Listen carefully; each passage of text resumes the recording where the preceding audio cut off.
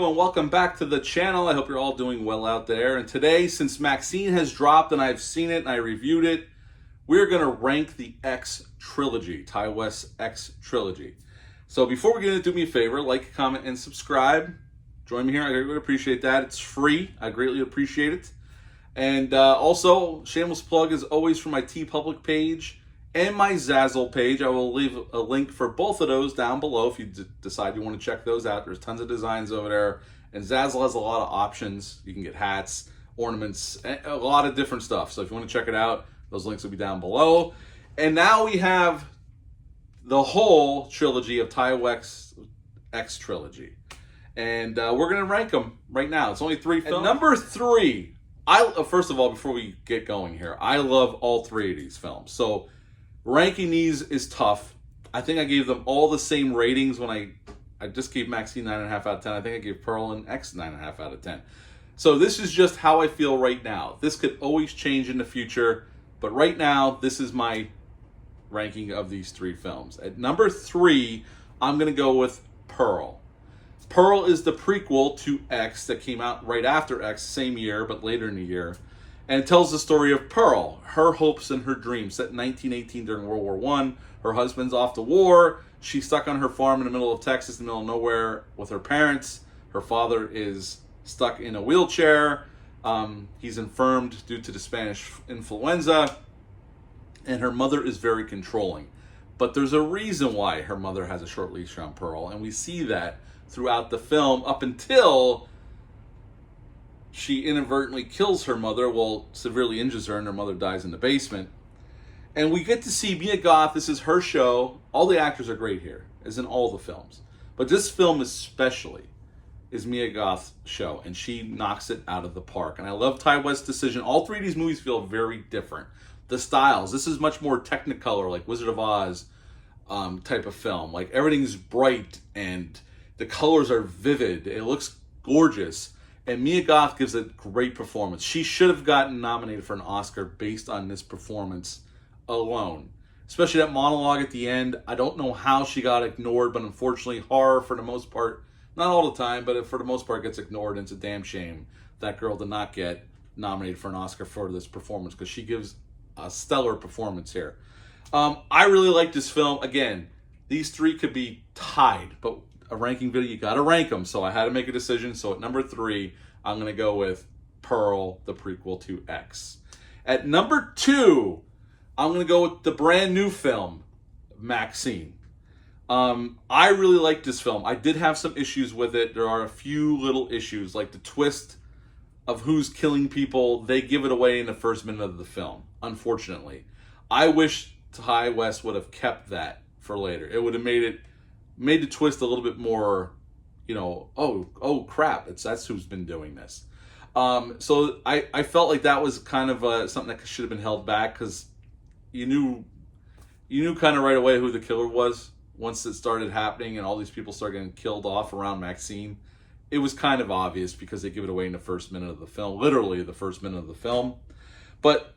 And the ending. I actually liked the ending because they go into the satanic panic of the period, and even her father is using this moment in time, even though he's out of his effing mind, and his followers, these gun-toting followers, he's his own cult of extremists that are willing to kill people and shoot at cops over trying to scare people back to God and back to the church, because that's what he's trying to do. It was the satanic panic of the period. I actually love that Ty West wove that into the story, because we see protesters outside the studio gates protesting horror films.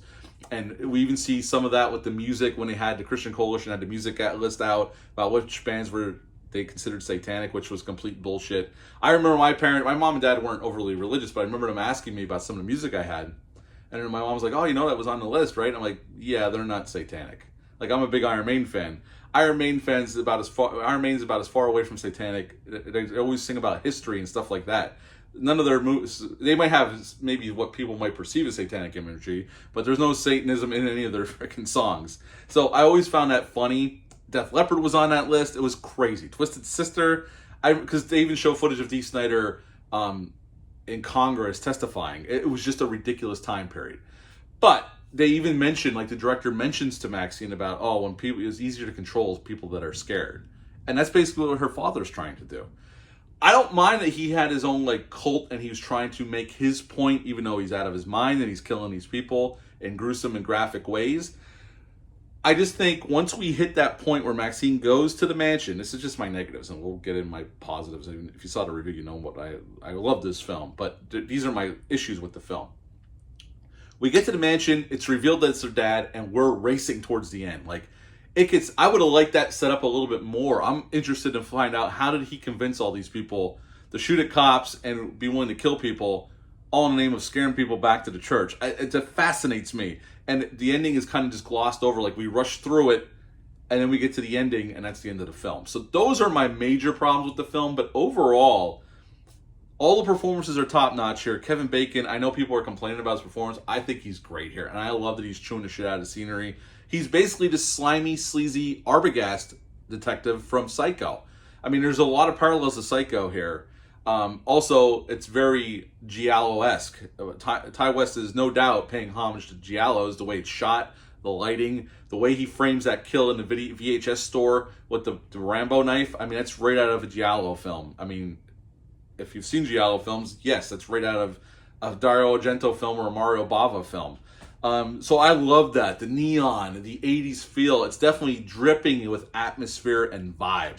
The soundtrack's great. I don't mind if you're going to go there, and Ty West sells it. And he didn't have a whole lot of money. I don't know how he made this film. I've heard that he only made it for $2 million. I can't confirm that. I don't know. I say that's impossible that he did this for $2 million. And if he did, I'd love to know how he pulled it off. We see the Psycho house in the back. He got to shoot in the back lot of Universal Studios. He asked Hitchcock's daughter for permission, and she gave him her blessing to shoot there. And they shot the hotel and the house from Psycho on Universal back lot. And there's even a shot of Maxxine running out of the clock tower. They don't show it on its all glory, but she's running out of the building that was the clock tower in Back to the Future. I love all that kind of stuff. They're shooting this horror movie to Puritan 2. I love this film, even for its faults, and I do have some problems with it. I absolutely love this film. I gave it a 9.5 out of 10, and I've been thinking about it since I saw it yesterday, so I'm sticking with it. But at number 2, Maxxine. At number 1, it's kind of obvious, we only got 3 films here. I'm going to go with the one that started it all, X. The 70s grindhouse slasher film that started us all. It's beautifully shot. It's great. It's acted greatly. We have Jenna Ortega in there. We got Brittany Snow in there. We got a great cast. Mia Goth playing 2 roles, which even when I saw this in the theaters, I didn't realize she was playing Pearl as well. And it's this young group of filmmakers going off and decide to make an artful porn movie that they rented this cabin from this old couple in the middle of nowhere in Texas on this farmhouse, not knowing that the wife has some serious psychological problems and shit goes sideways and everybody gets killed except for Maxxine, who makes it out alive, and we pick up with her in the movie Maxxine in 1985, because this takes place in 1979. I love the style here, the atmosphere, the way it's shot. When the kills kick in, it's gory as hell. I gotta be honest, this is one of my... There's not too many horror trilogies, really. I'm having a hard time thinking of trilogies. Scream was a trilogy, and then they went past the trilogy part, so it's not really a trilogy anymore. This is definitely the most interesting. All 3 movies are different. The first one looks like a 70s grindhouse movie, although it's beautifully shot. It looks like a 70s grindhouse slasher film, much in the way of Texas Chainsaw Massacre. Just, it's very beautifully shot. The second film, Pearl, was a Technicolor style movie. Looks like The Wizard of Oz, bright, vibrant colors.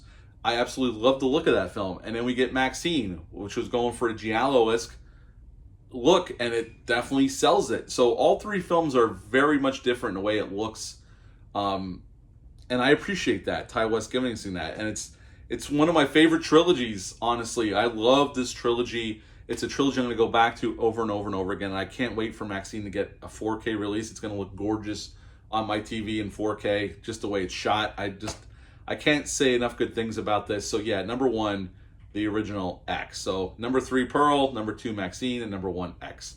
How would you rank this franchise? Leave a comment down below. Let me know.